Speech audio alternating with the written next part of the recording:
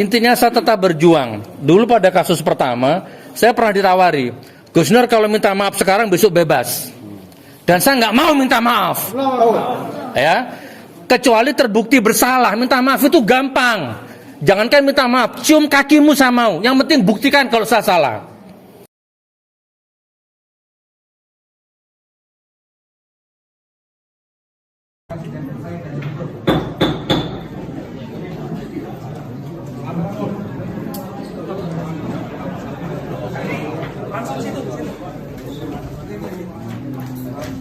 Mana? Ini ya? Itu yang mana? Ledes saya mas. Ini belum tak print. Oh, gampang. Monggo. Tadi kan Keluar dulu. Gus, statement dulu sebentar Gus, belum balik Gus. Statement Gus.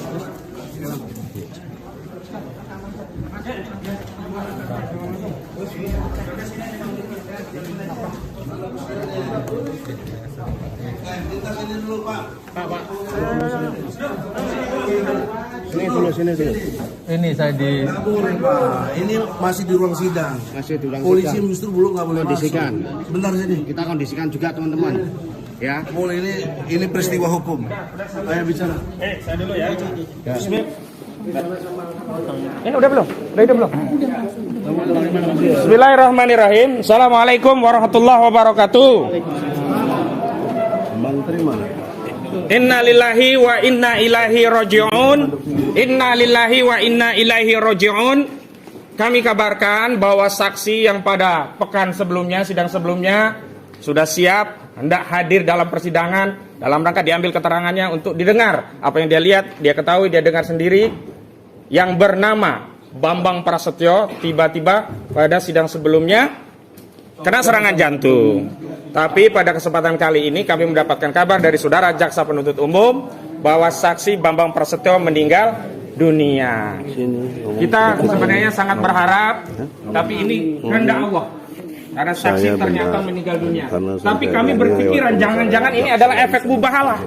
Dan karena itulah kami semakin meyakini kasus ini pasti akan kami menangkan dengan pertolongan Allah. Insya Allah. Takbir. Yang kedua, ada yang menarik dalam proses persidangan.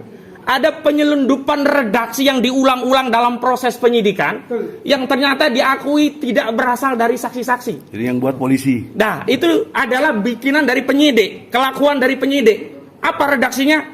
Saya sebagai umat Islam merasa keberatan Dan kitab marah. suci Al-Quran dan marah, bahkan ada yang dan marah kitab suci Al-Quran, ya marah dan tersinggung, kitab suci Al-Quran dijadikan sarana untuk menyebarkan kebohongan.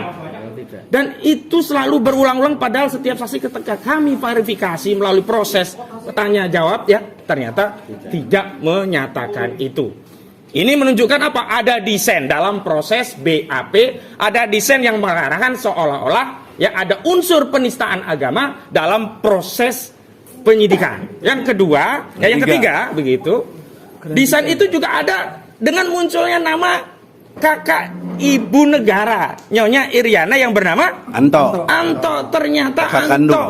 itu kakak kandung dari Nyonya Iriana yang mengajak kepala sekolah dan beberapa teman-temannya tadi ya untuk datang lapor ke Kapolres, kepolisian untuk diambil keterangannya dalam rangka untuk melengkapi berkas. Dan lucunya, jangan lucu ya ini.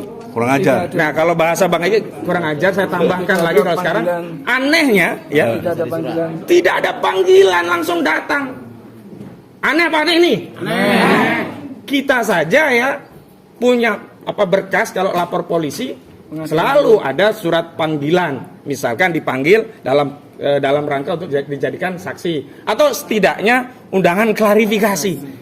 Ini benar-benar ada dugaan kuat ya intervensi kekuasaan dalam kasus ini. Kalau tidak ada intervensi kekuasaan, makanya proses dan prosedur hukum dalam KUHP pasti akan ditaati. Itu yang perlu saya sampaikan dan saya harapkan Gus Nur tetap semangat. Karena ini perjuangan bukan hanya perjuangan Gus Nur, tapi ini perjuangan kita untuk memastikan legasi sejarah bangsa dan negara Indonesia. Kita tidak ingin memiliki presiden dengan ijazah palsu. Takbir. Assalamualaikum warahmatullahi wabarakatuh. Gus, silakan Gus, tanggapannya Gus. Iya, jadi intinya saya berdoa mudah-mudahan almarhum di sana diringankan hisapnya sama Allah. Amin. Karena dia meninggal dalam rangka akan memberikan kesaksian di pengadilan yang itu akan memberatkan saya.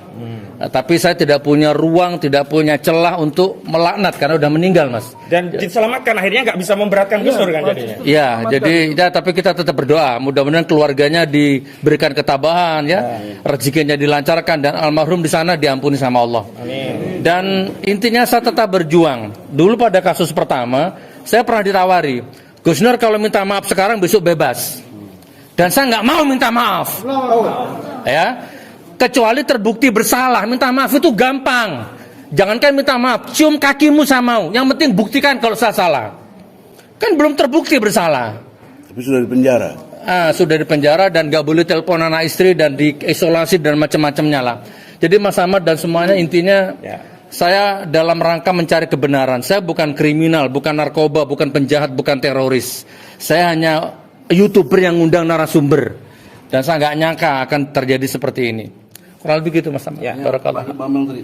Ya, saya langsung address Pak Jokowi. Apa susahnya menghadirkan ijazah asli Anda ke persidangan supaya kami tidak tersiksa? Ada kepastian hukum. Saya siap dihukum apabila Pak Jokowi bisa menunjukkan ijazah aslinya di persidangan. Mantap. Cukup sekian Pak Jokowi. Mohon dengan hormat Bapak Presiden yang saya hormati, hadirkan ijazah asli Bapak di persidangan supaya nggak ada pro kontra di masyarakat dan kita semua bisa saling memaafkan. Ya, selesai. Bang Egy, silakan Bang. Saudara-saudara, secara ilmu hukum, Makasih ya, baca saya. dalam pengertian ini sudah kami upayakan di sidang tadi. Ya. Sangat jelas bahwa jaksa yang punya beban pembuktian dalam peristiwa pidana ini, beban pembuktian ada pada jaksa.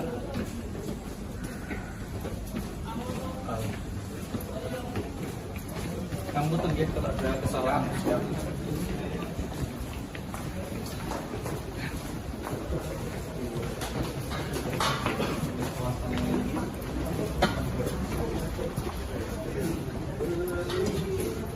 Makasih nggih Pak Polisi nggih, matur sembah nuwun nggih. Assalamualaikum. Waalaikumsalam warahmatullahi wabarakatuh.